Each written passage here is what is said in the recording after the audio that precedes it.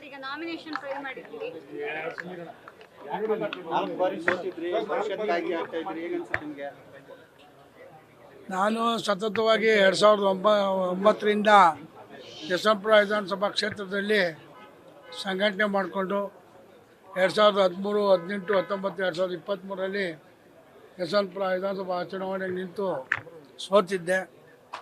ನಮ್ಮ ಕಾರ್ಯಕರ್ತರ ಮುಖಂಡರುಗಳ ಭಾವನೆಗಳನ್ನ ಅರ್ಥ ಮಾಡಿಕೊಂಡು ಕುಮಾರಣ್ಣವರು 2023ರಲ್ಲಿ ನಾನು ಸೋತಾದ ನಂತರ ವಿಧಾನಸಭೆ ಕಳಿಸ್ಕೊಡ್ತೀನಿ, ನೀನು ಧೈರ್ಯವಾಗಿರೋ, ಸಂಘಟನೆ ಯಾವುದೇ ರೀತಿಯಲ್ಲಿ ನಿಲ್ಲಿಸಬೇಡ ಅಂಥೇಳಿ ನಮ್ಮ ಕಾರ್ಯಕರ್ತರು ಮುಖಂಡರು ಒತ್ತಾಯ ಮಾಡಿದಾಗ ಖಂಡಿತ ನಿಮಗೆ ನಿರಾಶೆ ಮಾಡೋದಿಲ್ಲ, ನಾನು ಗೌಡ್ರನ್ನ ವಿಧಾನ ಪರಿಷತ್ಗೆ ಆಯ್ಕೆ ಮಾಡಿ ಕಳಿಸ್ಕೊಡ್ತೀನಿ ಅಂತ ಏನೊಂದು ಮಾತನ್ನು ಕೊಟ್ಟಿದ್ದರು.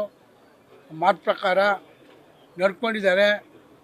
ಈ ಪರಿಷತ್ಗೆ ನನ್ನ ನಾಮನಿರ್ದೇಶನ ಆಗ್ತಾಯಿರ್ತಕ್ಕಂಥದ್ದು ನನ್ನ ಕಾರ್ಯಕರ್ತರಿಗೆ ಮುಖಂಡರಿಗೆ ಯಶವಂತಪುರ ವಿಧಾನಸಭಾ ಕ್ಷೇತ್ರದ ಎಲ್ಲ ನನ್ನ ಕಾರ್ಯಕರ್ತರು ಮುಖಂಡರಿಗೆ ಈ ಗೆಲುವು ಅವ್ರಿಗೆ ಸಲ್ಲಬೇಕು.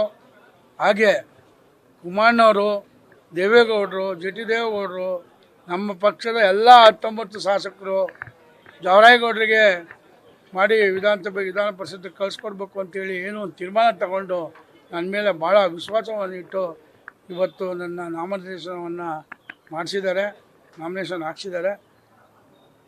ಮುಂದೆ ಪಕ್ಷಕ್ಕೆ ನಾನು ನಿಷ್ಠಾವಂತನಾಗಿ ನನ್ನ ಯಶವಂತಪುರ ಕ್ಷೇತ್ರದ ಎಲ್ಲ ನನ್ನ ಮುಖಂಡರು ಕಾರ್ಯಕರ್ತರನ್ನ ಜೊತೆಗೂಡಿಕೊಂಡು ನನ್ನ ಕ್ಷೇತ್ರದಲ್ಲಿ ಪಕ್ಷವನ್ನು ಇನ್ನೂ ಹೆಚ್ಚು ರೀತಿಯಾಗಿ ಶಕ್ತಿಯುತವಾಗಿ ಬೆಳೆಸೋದಕ್ಕೆ ಕಾಯವಾಚ ನಾನು ದುಡಿತೀನಿ ಅನ್ನೋ ಮಾತನ್ನ ಈ ಸಂದರ್ಭದಲ್ಲಿ ಹೇಳ್ತೀನಿ.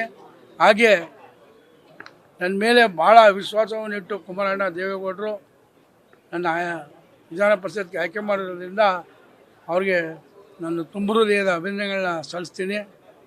ಮುಂದೆ ಎಂದೆಂದಿಗೂ ಅವ್ರ ಜೊತೆಲಿರ್ತೀನಿ. ಅವ್ರು ಏನು ಹೇಳ್ತಾರೆ ಅದರಂತೆ ಪಾಲನೆ ಮಾಡಿಕೊಂಡು ನನ್ನ ಕ್ಷೇತ್ರವನ್ನು ಮುಖಂಡರ ಕಾರ್ಯಕರ್ತರ ಜೊತೆ ಇರ್ತೀನಿ.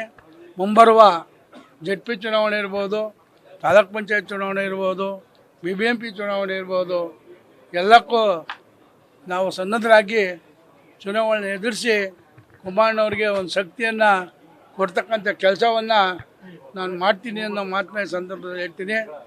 ನಾನು ನಿಜಕ್ಕೂ ಹೇಳಬೇಕು ಅಂದರೆ 4 ಬಾರಿ ಸೋತಿದ್ದರಿಂದ ಕುಮಾರಸ್ವಾಮಿಯವರು ನನ್ನ ಕೈ ಬಿಡಬಾರ್ದು, ನನ್ನ ಕುಟುಂಬಕ್ಕೆ ತೊಂದರೆ ಆಗಬಾರ್ದು ಅಂತೇಳಿ ಇವತ್ತು ಅವ್ರ ಅಸೆಂಬ್ಲಿಗೆ ಕಳಿಸ್ಲೇಬೇಕು, ಒಂದ್ಸರಿ ನಮ್ಮ ಕಣ್ಣಿದ್ರಿಗೆ ಅವರೊಂದು ಅಸೆಂಬ್ಲಿಗೆ ನಮ್ಮ ಜೊತೆಲಿ ಬರಬೇಕು ಅಂತೇಳಿ ಇವತ್ತು ನನ್ನ ನಿರ್ದೇಶನಾಗಿ ನಾಮಿನೇಷನ್ನ ಸಲ್ಲಿಸೋದಕ್ಕೆ ಅವರೇ ಜೊತೆ ಖುದ್ದಾಗಿ ಬಂದು ಸಲ್ಲಿಸಿದ್ದಾರೆ.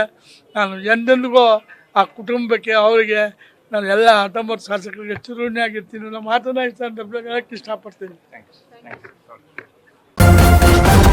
ನ್ಯೂಸ್ ಫಸ್ಟ್ ನಿರ್ಭೀತಿಯಿಂದ ನಿಮ್ಮ ಪರವಾಗಿ.